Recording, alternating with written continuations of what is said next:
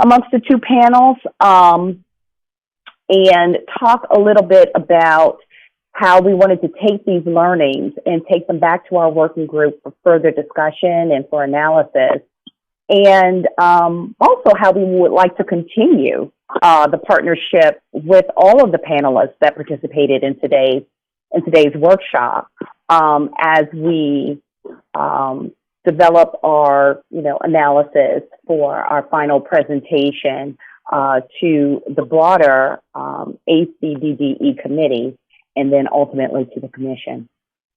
So with regard to panel one, I mean, the focus was on our libraries and how our libraries serve as anchor institutions. And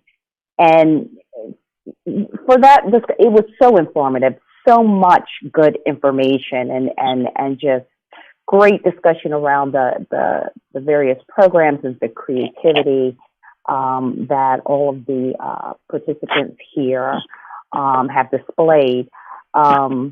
Excellent supportive programs, all creating devisable, workable, forward-thinking initiatives, I thought, very much so, in serving the communities, both prior to the pandemic and now that we're in the midst of the pandemic. Generally, in terms of some of the resounding themes, I think that we heard from workforce and skill development training, increase in reliance on library services during the COVID. In particular, we talked and heard a lot from the panelists on the importance of connectivity services.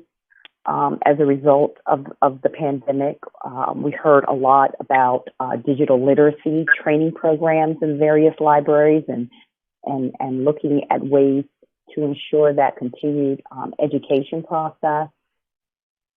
We heard a lot about support of connectivity programs, both with regard to equipment and services, including a lot about Wi-Fi hotspot lending programs and computer and tablet lending programs. In addition to, generally, we heard a lot on connectivity services within the confines of the physical library structure and beyond. We delved a little bit into the policies, some of the federal policies and their interplay on funding of libraries, specifically Library Services and Technologies Act, as well as the Institute of Museum and Library Services, E-rate, and other FCC and state policy initiatives. And we touched on how broadband, in the presence of services, what we see on tribal lands, which is a great conversation starter to an area that our working group intends to delve further into in the coming weeks. So I know my colleague Roy Litland is on as well and might wish to share a few thoughts generally. Thank you. Sure. Yeah. Thanks, Shellie. Yeah. So I think I'll hit on just a couple of the things that Shellie hit on. I think I was really just struck. I think I was aware of this, but that library services really go beyond the four walls, and also with the nonprofits on this call. It's not both in terms of Wi-Fi from beyond the building, calling patrons, some more analog ways, maybe one of the best ways to increase digital literacy and inclusion, or sort of the starting point for folks who aren't on. We're going to naturally have to reach out through analog methods, and then we're hearing calling people, and then there was the grow with Google where they were first advertising on Facebook, but then realized that they had to actually do radio and newspaper.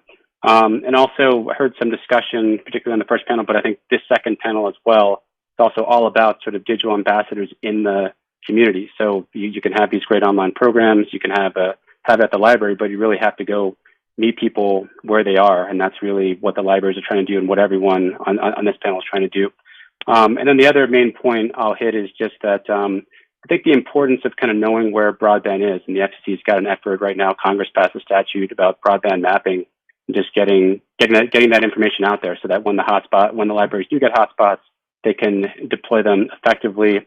FCC and the providers are working on this issue, and then on the second panel, reference was made to the nonprofits who are essentially following broadband deployment, so that they can do their work. So I think as well, we heard a lot about sort of libraries taking on this unwanted role of being an ISP, and they don't want to do that. And I think broadband providers also would rather provide broadband as opposed to having libraries fill this role. So where there are gaps, hopefully we can get the better maps and then leverage all these different FCC programs, and whether it's subsidies through the Universal Service Fund or the CAF, or other methods to deploy broadband, just to kind of get that out there, know where the information is, know where the broadband is actually, and that'll make all this work more effective. So with that, I'll turn it over to Jamila Bess Johnson. Thank you, Roy, and thank you, Shellie, and thank you, Cindy. Well, we've had a terrific discussion today. Thank you all, participants, panelists, moderators, for a lively, very important conversation around digital adoption and literacy. And I think that we're having this conversation now as we continue to work and live through this health crisis, as well as against the backdrop of social justice demonstrations, is crucial.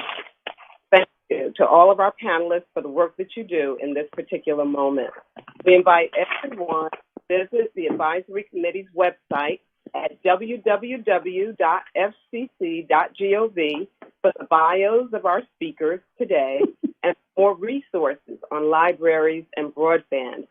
And if you'll please allow me just quickly to thank all of the others who were integral to our great event today, beginning with Michelle Carey, Media Bureau Chief, Sarah Whitesell, Deputy Chief of the Media Bureau, Brendan Holland, Chief of the Industry Analysis Division, Julie Saunier and Jamil Cadre, Deputy Designated Federal Officers, Ben Thompson, FCC IT Team, Jeff Reardon, Steve Balderson, Steve, Greg Huff of the FCC's Meeting Room Team. Also from the Media Bureau, I'd like to thank Vanessa LeMay, Christina Gavin, India Malcolm, and Brenda Lewis. And lastly, a special thanks to our chair, Anna Gomez, for her leadership support, to our vice chair, Heather Gate, for her help designing these panels. We send you our warm wishes for a speedy recovery, Heather. To Rudy Brioche, our fearless DEI working group chair, to Harin Contractor and Laura Barakal, our co-leads on broadband inclusion, and to our DEI members, Felicia West, Roy Litland, Cindy Benavides, and alternate member Shellie Blakeney, and to all of the DEI working group members who have worked so diligently in preparing this topic for public discussion. We thank you, we thank you, we thank you. Rudy, Anna, any closing thoughts?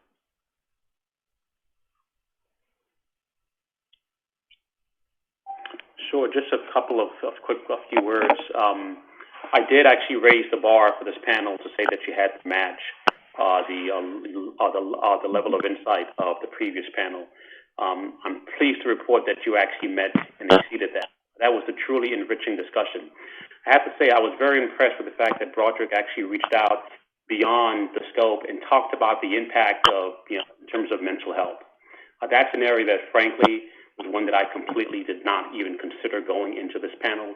And when I heard that, I thought that that is so important, because we know that there is also a mental health challenge that comes along with everything else that we're experiencing, whether it's, other health issues related to COVID, the economic and the racial strife, all that results in a certain level of trauma. So I think that's really an important point. And we all know that we have people in families who are experiencing that in many different ways.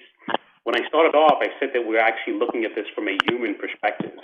And I think that point really epitomizes that human element that we need to consider as we have this very enriching discussion with a great deal of technologists, with librarians, with folks who are on the ground who are really deploying programs that are meaningful to people of all different stripes and backgrounds. So thank you very much for that enriching perspective you provided.